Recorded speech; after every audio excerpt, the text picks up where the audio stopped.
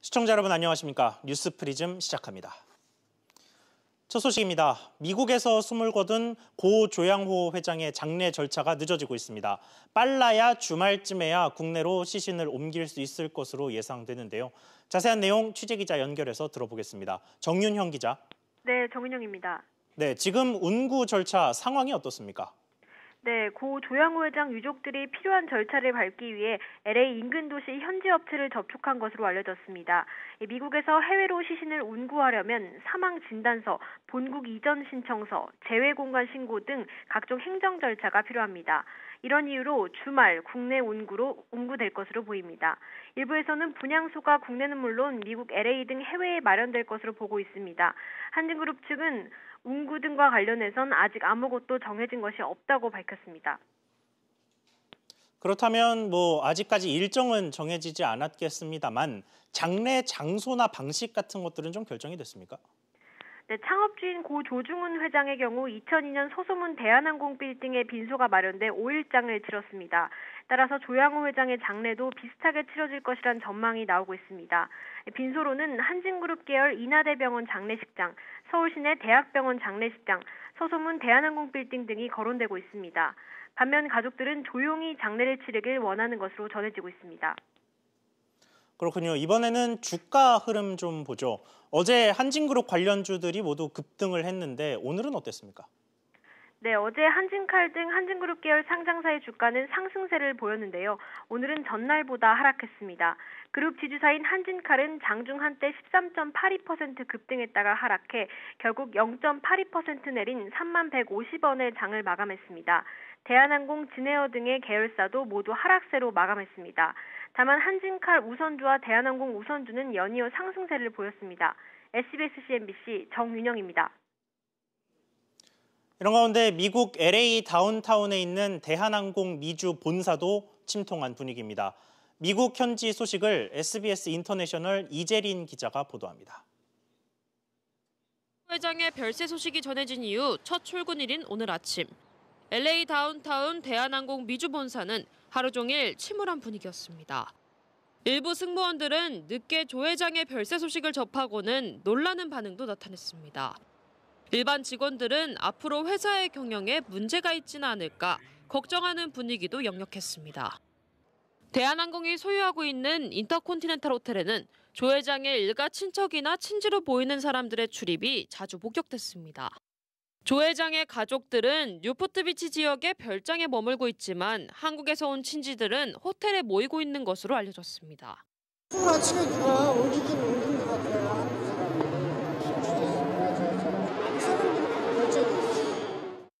대한항공 미주 본사와 호텔은 취재진의 출입을 통제하고 있습니다. 조 회장이 별세한 것으로 전해진 대학병원 측은 환자의 개인정보라며 철저히 함구하고 있습니다. 조 회장의 별세 소식조차 확인하지 않았습니다. 대학 측은 조만간 공식 입장을 발표할 예정이라고 밝히고 있습니다. I'm not sure we'll have someone who can sort of speak on it. Trying to get a statement on that. 대한항공 측은 운구 절차도 논의하고 있는 것으로 보입니다.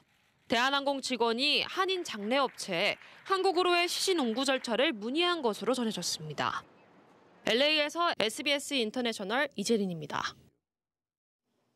고 조양호 회장의 갑작스러운 별세로 한진칼과 행동주의 사모펀드, KCGI 간의 경영권 분쟁도 새로운 국면을 맞고 있습니다. 고 조 회장의 지분을 상속하려면 조원태 사장을 비롯한 가족들이 막대한 세금을 내야 하기 때문인데요. KCGI의 어부지리 가능성도 높아지고 있습니다. 안지혜 기자가 보도합니다. 앞으로 한진그룹의 지배구도는 장남 조원태 사장을 중심으로 재편될 전망입니다. 문제는 조 회장 지분을 물려받는 대가로 내야 할 상속세입니다. 최대 2천억 원 규모로 예상됩니다. 상속세 마련을 위해 오너 일가가 한진칼 지분 일부를 처분할 경우 계속 지분을 매입 중인 KCGI는 한진그룹의 경영권 획득에 더 가까이 갈 수 있습니다. 물론 KCGI가 당분간 지분 추가 확보에 나서지는 않을 것으로 보이지만 회장님이 돌아가셨기 때문에 지금 막 지분을 매입하고 그런 그 분쟁 이런 것들이 이슈가 될 경우에는 사회적으로 봤을 때 국민 정서상 또 안 좋게 작용할 가능성도 있기 때문에 내년 주주총회 표대결을 위해 장기적으로는 KCGI의 지분 확대는 불가피한 상황입니다. 다만 이런 우려 때문에 오너 일가가 한진칼 지분은 건드리지 않을 거란 분석도 나옵니다. 상속세 재원은 한진칼 이외의 지분 매각을 통해서 한 750억 정도 마련을 하고요. 나머지는 한진이라든가 정석기업이라든가 이런 데서 유유부동산 매각을 통해서 배당 지원을 확보하고 KCGI가 올해 주총 패배를 씻고 전세상 역전할지 아니면 조원태호가 연착륙할 수 있을지 열쇠는 상속세 재원 마련에 달렸습니다. SBS CNBC 안지혜입니다. 이렇게 한진그룹이 다소 갑작스럽게 3세 경영 시대를 맞았습니다. 경영 전면에 나설 것으로 예상되는 조원태 대한항공 사장을 비롯한 3남매가 맞닥뜨린 과제가 뭔지 취재기자와 알아보겠습니다. 권세욱 기자 나와 있습니다. 권 기자. 네. 우선 조양호 회장이 좀 다소 갑작스럽게 별세를 하면서 네. 조 사장이 경영 전면에 나올 것이다. 이 전망이 가장 힘을 얻고 있는 것 같아요. 네, 그렇습니다. 조원태 사장이 대한항공 경영진 가운데 유일하게 오너 일가이기 때문입니다. 지난 2004년에 대한항공에 입사한 조 사장은 재작년에 사장 자리에 올랐습니다. 다만 경영 능력에 대해선 의구심이 나옵니다. 네. 조 사장은 저비용 항공사의 추격이 거센 가운데 경쟁이 치열한 항공시장에서 성과를 올려야 하는 과제를 안고 있습니다. 그런데 그 과제는 둘째치고 일단 경영권을 사수하는 것부터 좀 걱정을 해야 되는 상황이란 말이죠. 네, 그렇습니다. 고 조양호 회장의 지분을 상속하는 방식에 따라 경영권 향방이 좌우될 것으로 보입니다. 예. 이 과정에서 1,700억 원이 넘는 것으로 추정이 되는 상속세 재원 마련도 숙제입니다. 일각에서는 조 회장의 퇴직금이 종잣돈이 될 것이라는 예상도 나옵니다. 조 회장의 대한항공 퇴직금만 700억 원이 넘고 다른 계열사까지 합치면 1,000억 원이 넘을 것으로 추정되기 때문입니다. 이 퇴직금과 현금 자산, 일부 계열사 지분 매각, 지분 담보 대출 등을 합치면 재원 마련이 가능하다는 분석입니다. 그렇군요. 그런데 다음 달에 또 좀 다소 공교롭게 그 공정거래위원회가 총수그룹, 그러니까 재벌그룹의 총수를 발표를 하는데 네. 이 한진그룹의 총수를 누구로 발표할 것이냐 이것도 좀 관심을 모으고 있죠. 네, 그렇습니다. 말씀하신 것처럼 공정위는 다음 달 1일에 대기업 집단 현황을 내놓습니다. 그룹을 사실상 지배하는 동일인, 그러니까 총수 지정까지 그 내용에 들어갑니다. 예. 공정위는 한진가에서 어떤 방식으로 상속을 하느냐에 따라서 동일인 지정 여부가 달라질 것으로 지금 보고 있습니다. 이 때문에 상속 1순위자인 이명희 전 이루재단 이사장이 어떤 선택을 할지가 관건입니다. 조현아 전 부사장과 조현민 전 전무의 경영 복귀 가능성은 낮다는 관측도 나옵니다. 다만 남매들의 지분 정리나 계열 분리와 같은 과제가 중장기적으로 떠오를 것으로 예상이 되고 있는데요. 전문가 이야기 들어보겠습니다. 기존 1억을 고려해서 조현아 전 부사장 같은 경우는 칼 호텔 네트워크로 가고 조현민 전 전무에 대해서는 진에어로 가는 방향으로 해서 경영권 승계가 정리되지 않을까 이렇게 예측되고 있습니다. 네, 공 기자 이야기 잘 들었습니다. 다음 소식입니다. 국제노동기구 ILO의 핵심 협약 비준을 위한 노사정 대화가 불발됐다는 소식 전해드린 바 있습니다. 그런데 유럽연합과의 FTA의 이 협약 비준이 큰 변수로 떠올랐습니다. 무슨 사정인지 취재기자 연결해서 알아보겠습니다. 윤성훈 기자. 네, 윤성훈입니다. 네, 이 ILO 핵심 협약과 관련해서 유럽연합 측에서 기자회견을 열었다고 하는데 거기서 무슨 이야기가 나왔습니까? 네, 유럽연합의 통상 담당 집행위원은 우리나라가 ILO 핵심 협약 비준을 하지 않으면 FTA 분쟁으로 보고 조치에 나서겠다고 경고했습니다. FTA 분쟁 해결의 다음 단계인 전문가 패널 개시도 불가피할 것이라고 으름장을 놨는데요. 전문가 패널에 소집될 경우 한국은 국제적인 노동권 후진국으로 낙인 찍힐 가능성이 있습니다. 물론 핵심 협약을 당장 비준하지 않더라도 이에 따른 경제적 제재는 발생하지 않는다는 게 정부의 설명입니다. 그러나 국가 위상 실추는 물론 유럽연합이 이를 문제 삼고 철강, 자동차 협상의 통상 압박 카드로 쓸 수 있다는 게 부담입니다. 그렇군요. 그런데 ILO 핵심 협약이라는 것은 구체적으로 뭐고 또 왜 유럽연합이 이 사안을 문제 삼고 있는 겁니까? 네, 우리나라는 1991년 ILO 정식 회원국이 됐는데요. 당시 핵심 협약 4개를 비준하지 않았습니다. 이 때문에 유럽연합은 지난 2011년 우리나라와 FTA를 체결하며 비준을 요구해왔습니다. 유럽연합이 노동협약을 문제 삼는 것은 수출 경쟁력 때문인데요. 핵심 협약을 비준하지 않아 상대적인 노동조화를 통해 우위를 점하는 것을 불공정 거래로 보고 있는 겁니다. 그런데 경사노위에서 이 사안을 꽤 오랫동안 논의를 했는데 합의는 왜 이루어지지 않은 겁니까? 네, 노동계와 경영계는 지난해 11월 경사노위 공익위원들이 내놓은 해직자 노조 가입 허용, 공무원 노조 가입 직급 제한 없애기 등에 대해 협상을 이어갔는데요. 경영계는 노조 파업에 대응하기 위한 대책으로 허용, 사용자 부당노동 행위 처벌 폐지를 고수하면서 노사는 서로의 입장차만 확인했습니다. 지금까지 SBS CNBC 윤성훈입니다. 5G 서비스가 세계 최초라는 타이틀을 달고 꽤 화려하게 시작을 했습니다. 그런데 서비스 초기임을 감안하더라도 속도와 안정성 모두 떨어져서 소비자들의 불만이 심상치 않습니다. 보도에 최나리 기자입니다. 지난 6일 기대감에 부풀어 5G 스마트폰을 개통한 AC. 하지만 20배 빠르다는 속도는 광고 속에서만 존재했습니다. 음악이나 게임 같은 거 생각보다 이게 속도가 빠른 건 체감을 못했고요. 갑자기 음악을 듣다가 음악이 안 들린다든가 게임이 실행을 못한다든가. 여기저기에서 쏟아지는 5G 폰에 대한 불만은 온라인 커뮤니티를 달구고 있습니다. 문제는 기지국수입니다. 현재 2통 3사의 5G 기지국수가 LTE의 10% 수준에 불과합니다. 이렇다 보니 이용자 상당수가 5G 폰을 4G LTE로 쓰고 있는 형편입니다. 속도감이라든지 연결 상태 이런 부분은 좀 어떠신지 궁금해요. 5G를 거의 안 터지고 4G로만 이용하고 있어서 그다음에 아직 제가 체감하지 못한 것 같아요. 더군다나 이마저 전환이 먹통이 되는 경우가 발생하고 있습니다. 서비스에 대한 실망은 요금제에 대한 불만으로 이어지고 있습니다. 특히 무늬만 무제한인 요금제는 여론의 집중포화를 맞고 있습니다. 1 50기가 정도를 제공하는 요금제라고 봐야지 이걸 완전 무제한이라고 표현한 것 자체는 소비자들에게 큰 오해나 오해를 불러일으킬 여지가 있다. 불안전 판매로까지도 볼 수 있는 부분이라 그에 대한 대책을 좀 내놔야 될 것 같은데요. 결국 KT는 부랴부랴 속도를 제한한다는 조항을 삭제하는 조치를 내놨습니다. 일부 시민단체는 이 통사를 상대로 고발을 검토하기도 했습니다. 5G 서비스가 안착하기까지 아직 갈 길이 멀어 보입니다. SBS CNBC 최나리입니다. 네, 이번에는 부동산 소식 하나 전해드리겠습니다. 지난해 9.13 부동산 대책이 나온 이후에 서울에서 거래된 아파트의 대부분이 오히려 대책 발표 전보다 높은 가격에 거래됐다는 분석 자료가 나왔습니다. 아파트 값이 떨어지고 있다는 정부의 분석을 뒤집는 결과인데요. 왜 이런 결과가 나온 건지 취재 기자와 짚어보겠습니다. 황인표 기자 나와 있습니다. 황 기자, 네. 이게 아파트가 더 비싸게 팔렸다는 게 맞습니까? 네, 일단 그 부동산 정보업체 직방이 지난해 9.13 대책 이전과 이후를 이제 비교 분석한 자료가 있습니다. 지난해 1월부터 8월까지의 실거래와 9월부터 올해 4월 2일까지의 실거래를 비교한 결과 전체의 92.7%의 가격이 올랐습니다. 거의 전부네요. 예, 그 오른쪽에 이제 보면 감정원은 서울 아파트값이 11월 둘째 주부터 지난주까지 21주 연속 하락세 들어갔고 올해 들어 3월까지 1% 넘게 떨어졌다고 밝혔습니다.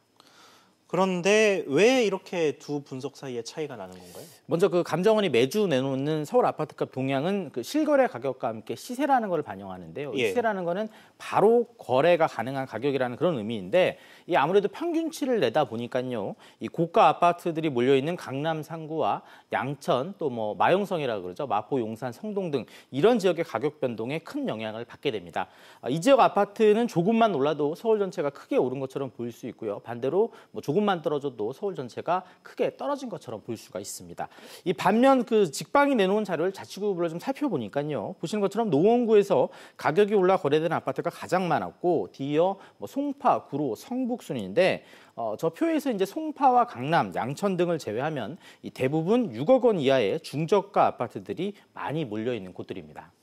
그렇군요. 그러니까 가격이 오른 아파트 대부분이 고가 아파트들이 아니라 중저가의 아파트들이다 이런 얘기인가요? 그렇습니다. 그 서울 지역 인기 지역의 아파트 같은 경우 작은 평수도 10억이 넘죠. 워낙 가격이 높고 그동안의 가격도 워낙 가파르게 오르다 보니까 상대적으로 가격이 낮은 이런 비인기 지역의 아파트에 많은 수요가 몰린 겁니다. 그렇군요. 찾는 사람이 많다 보니까요. 노원구 같은 경우 1분기 거래 건수가 542건으로 서울 자치구 중에서 가장 높았고 이어 구로가 304건, 도봉이 291건 순이었는데 이 구로의 경우에는 지난해 1분기에 서울시 25개 자치구 중에서 들어서 12위에 불과했고 도봉도 17위였으니까 올해 들어서 이 구로와 도봉 등 이런 지역을 찾는 사람들이 크게 늘어났다고 볼 수가 있습니다. 이 지역 아파트 같은 경우 가격이 올라도 뭐 수백만 원에서 수천만 원 수준이기 때문에 수준인데 반해서 이 강남 등 고가 아파트의 경우 한꺼번에 그 수억 원 이상 떨어지는 그런 경우가 있습니다. 평균을 내면 마치 서울 전체 집값이 떨어진 것처럼 보인다는 게 전문가 의견입니다. 얘기 들어보시죠. 예. 세금 중과나 대출 규제 부담이 덜한 중저가 아파트들이 소폭 오른 상태에서 거래된 것은 맞습니다. 하지만 시장을 주도하고 있는 강남 재건축이나 고가 아파트들은 시세뿐만 아니라 실거래 가격까지 떨어져서 편차가 있을 수밖에 없는 것 같고요. 이 결국 수요자가 몰리면서 가격이 소폭이나마 오르는 곳은 외곽 지역의 중저가 아파트들이고요. 뭐 강남 상구라든지 마용성 이런 인기 지역의 고가 아파트들의 이 거래 절벽은 여전히 이어지고 있다고 보시는 게 맞을 것 같습니다. 그렇군요. 황 기자 이야기 잘 들었습니다. 국내 1호 인터넷 전문은행 K뱅크의 유상증자가 5월로 연기됐습니다. 청약일이 이틀 앞으로 다가왔지만 KT의 대주주 승인 신청에 대한 금융당국의 결정이 미뤄진 게 결정적입니다. 임종윤 기자의 보도입니다. K뱅크의 공시 내용입니다. 이틀 뒤인 11일부터 시작하려던 유상증자 일정을 다음 달 23일 이후로 연기한다는 내용입니다. 유상증자 연기는 KT의 대주주 승인 심사 결과가 나오지 않았기 때문입니다. 현재 청약일 이틀을 앞둔 현 시점까지 대주주 적격성 승인 심사 등은 지금 진행 중인 상황이어서 다음 달로 한 달가량 연기를 하게 됐습니다. KT는 올 1월부터 시행에 들어간 인터넷은행 특례법에 따라 34%의 지분을 가진 대주주가 될 수 있게 돼 지난 3월 금융위원회에 승인을 신청했습니다. 금융위의 대주주 적격성 심사는 신청일부터 60일 이내, 최대 90일까지 진행되는데 KT의 신청일이 3월 12일인 것을 감안하면 5월 10일이나 늦어도 6월 9일까지 진행됩니다. 심사의 핵심은 KT가 대주주로서 결격 사유가 없는지 여부에 집중되고 있습니다. 당국은 2016년 공정거래법 위반으로 7천만 원의 벌금을 받은 사실과 최근 공정위로부터 추가 조사를 받고 있다는 점을 감안해 심사를 진행 중입니다. 인터넷은행 특례법에 최근 5년 이내 공정거래법 위반으로 벌금형 이상의 전력이 있을 경우 대주주 결격 사유에 해당한다는 내용이 들어 있습니다. K뱅크 측은 일단 한 달 정도 유상증자 일정을 연기한 뒤에 금융당국의 심사 결과를 기다리겠다는 입장입니다. SBS MBC 임종윤입니다. 정부가 올해 국내 제약바이오 산업 육성에 4,800억 원 가까운 예산을 투입하기로 했습니다. 이 가운데 4천억 원 가량을 연구개발 부문에 쏟아부을 계획인데요. 취재기자 연결해서 자세한 내용 알아보겠습니다. 이한나 기자. 네, 이한나입니다. 네, 올해 지원 계획이 나왔죠? 네, 보건복지부는 오늘 오후 제약산업육성지원위원회를 열어 총 4,779억 원을 투입하는 계획을 의결했습니다. 지난해보다 10.5%, 455억 원 늘어난 수준입니다. 전체 예산 가운데 가장 큰 비중은 연구개발 역량 강화에 투입되는 3,900여억 원인데요. 인공지능을 활용한 신약 개발 플랫폼과 스마트 임상시험 구축 등을 지원하게 됩니다. 또 혁신신약과 바이오 신약의 해외 임상 시 3상 단계에서는 세액공제 혜택을 확대해 주기로 하고 희귀병 치료를 위한 공익 목적의 연구개발도 집중 지원하기로 했습니다. 이 밖에 인력 양성 예산으로 지난해보다 2배 넘는 600억 원 이상이 투입되고 수출 지원과 제도 개선도 주요 과제로 추진됩니다. 네, 여기에 혁신형 제약기업 인증 제도도 개편이 추진된다고 하는데 이게 무슨 말입니까? 네, 혁신형 제약기업은 신약 연구개발에 일정 규모 이상을 투자하는 제약사를 정부가 인증하는 제도인데요. 인증을 받으면 약가 우대 및 세제 지원 등의 혜택을 받을 수 있습니다. 오늘 회의에서는 그동안 일원화되어 있던 이 인증 제도를 선도형과 도약형 두 개 유형으로 구분하는 방안 등 제도 개편을 검토하기로 했습니다. 위원회는 또 지난해 7월 SK바이오사이언스와 분할된 SK케미칼의 혁신형 제약기업 인증 지위 승계를 허용하기로 결정했습니다. 지금까지 SBS CNBC 이한나입니다. 금융당국이 올해 자영업자 카드 수수료를 대폭 내리는 대신에 소비자들이 누리던 부가 서비스를 축소하겠다라고 했는데요. 결국 소비자가 반발이 지나치게 많아지자 일단은 이 내용을 취소하고 유지하기로 했습니다. 대신 카드사들이 대형 가맹점 유치를 위해 벌이던 출혈 마케팅은 금지시키기로 했습니다. 정지환 기자가 보도합니다. 롯데카드는 올해부터 상시 진행하던 무이자 할부 혜택을 중단하고 기간을 정해 진행하기로 했습니다. KB국민카드도 아파트 관리비 자동 납부 시 최대 2만 원까지 제공하던 캐시백 혜택을 올해부터 최대 1만 원으로 낮췄습니다. 가맹점 수수료 인하로 수익성이 악화되면서 카드사들마다 일회성 마케팅 서비스를 줄이는 겁니다. 그러나 마일리지 적립, 할인 등 카드사의 부가 서비스 축소는 쉽지 않습니다. 카드사는 카드 상품을 출시한 후 3년간 해당 상품의 부가 서비스를 의무적으로 유지해야 한다는 조항 탓입니다. 카드사들은 3년 의무 유지를 완화해 줄 것을 금융당국에 요구해왔고 당국도 긍정적으로 검토해왔습니다. 그러나 당초 예상과 달리 당국은 부가 서비스 축소에 대해 추후에 추가 논의하기로 했습니다. TF를 통해서 4차례에 걸쳐서 그런 기존 카드 상품의 부가 서비스 단축과 관련해서 논의를 했었는데 거기에 대해서는 여러 가지 다양한 의견이 있어서 보다 추가적인 심도 깊은 논의를 거쳐서 그 부분들을 다뤄나가야 될 필요가 있겠다라고 그렇게. 대신 카드사들이 대형 가맹점 유치를 위해 과도하게 지급하던 리베이트는 줄이기로 했습니다. 그동안 기정사실화됐던 카드사의 대형 가맹점에 대한 사내복지기금 출연이나 해외여행 경비 제공 등이 전면 금지됩니다. 대신 TV와 냉장고, 가구 등에 대한 렌탈 서비스를 허용하고 영세 가맹점에 대해 신용평가를 할 수 있게 신사업을 허용하기로 했습니다. 카드업계의 경쟁력을 높이기 위해서는 수익원을 다원화하고 비용을 효율화하는 것이 필요합니다. 정부도 입법 노력 등을 통해서 카드사의 신산업 진출을 제도적으로 지원해 나가는 한편 또 1년 이상 사용하지 않으면 자동으로 카드 이용을 정지하되 소비자가 필요할 때 카드를 재사용하거나 해지할 수 있도록 규정을 바꾸기로 했습니다. SBS CNBC 정주환입니다. 최근 아시아 지역을 휩쓸고 있는 아프리카 돼지열병의 국내 유입을 차단하기 위해서 정부가 총력전을 펼치고 나섰습니다. 농림축산식품부는 오늘 관계부처 합동 담화문을 통해 해외에서 축산물을 반입하는 일이 없도록 해달라고 당부했습니다. 취재기자 연결해서 알아봅니다. 박연신 기자. 네, 박연신입니다. 네, 먼저 아프리카 돼지열병이 뭐고 이게 또 얼마나 심각한 건가요? 네, 아프리카 돼지열병은 발생 국가의 양돈 농가에 재앙이라는 말이 나올 정도로 심각한 바이러스성 질병입니다. 다행히 사람에게는 전염되지 않고 돼지에게만 전염되는데 치사율이 100%에 달할 정도로 치명적입니다. 증상은 출혈과 고열이 나타나다가 폐사로 이어지는데요. 현재 백신도 없고 치료제도 없는 상황이어서 일단 발병하면 살처분 외에는 확산을 막을 방법이 없는 것으로 알려졌습니다. 문제는 이처럼 심각한 질병이 지난해부터 아시아 지역에 빠르게 퍼지기 시작했다는 건데요. 발생 건수만 보면 중국에서 112건을 비롯해 몽골 11건, 베트남은 무려 200건이 넘습니다. 백신이 없으니까 일단 국내에 유입되면 걷잡을 수 없이 확산될 수 있다는 얘기인데 정부의 대책은 뭡니까? 무엇보다 국민들의 협조가 절실하다고 강조했는데요. 아프리카 돼지열병 발생국을 여행할 때에는 농가 방문을 자제해달라고 요청했고 특히 축산물을 반입하는 일이 없도록 해달라고 당부했습니다. 또 국내 거주 외국인들에게는 국제우편으로 축산물을 받지 말라고 요청했습니다.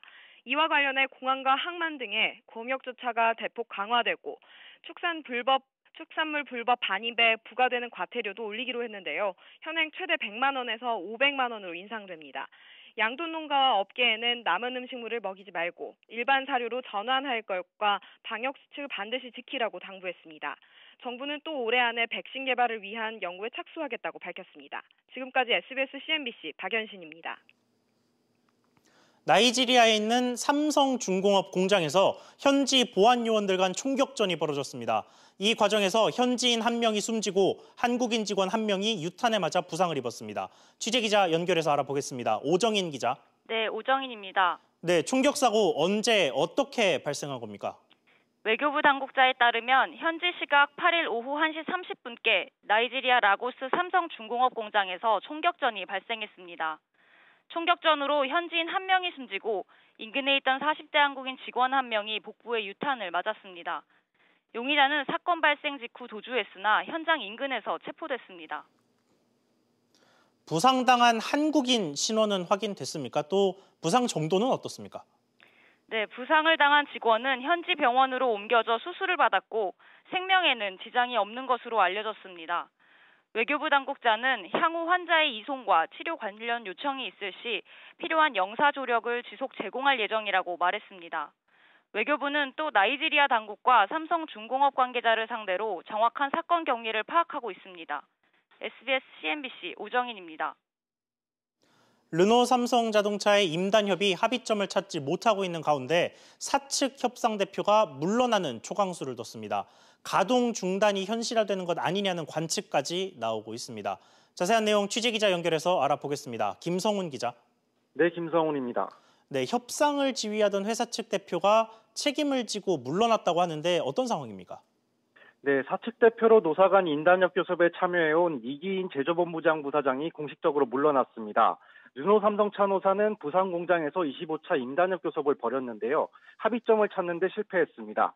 노사는 근무 강도 완화와 작업 전환 배치 시 노조와의 합의권 등을 두고 이견차를 좁히지 못했습니다. 사측에서 공장 가동 중단도 검토하고 있다고요? 그렇습니다. 르노 삼성차는 지난해 6월부터 지금까지 모두 25차례에 걸친 협상에도 합의점을 찾지 못하고 있습니다. 이 과정에서 닛산의 로그 위탁 생산 물량도 줄었습니다. 이에 따라 사측은 협상 결렬이 지속될 경우 우선 휴가 형식으로 공장 가동 중단을 검토하고 있는 것으로 알려졌습니다. 기간은 3에서 5일이 될 것으로 예상됩니다. SBS CNBC 김성훈입니다.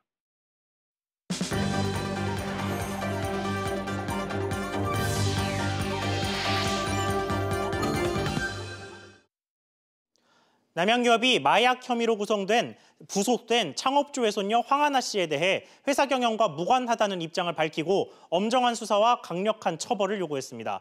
남양유업은 입장 자료를 통해 황 씨와 일가족들은 실제 남양유업과는 관련이 없다며 회사 이름이 이번 일로 언급돼 관련 종사자들이 피해를 입고 있다고 설명했습니다. 올해 2학기 고등학교 3학년부터 단계적 무상교육이 시행됩니다. 무상교육 지원 항목은 입학금과 수업료, 학교 운영지원비와 교과서 대금 등이며 오는 2021년부터는 모든 고등학생에 적용됩니다.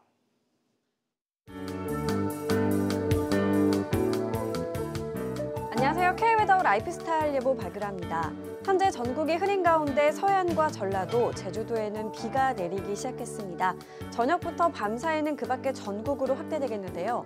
이 비는 내일 아침부터 오전 사이 대부분 그치겠고 제주도와 동해안은 밤까지 이어질 것으로 보입니다. 봄비치고 양이 많습니다. 따라서 대기의 건조함도 또 잔불시도 모두 해소될 것으로 보이는데요.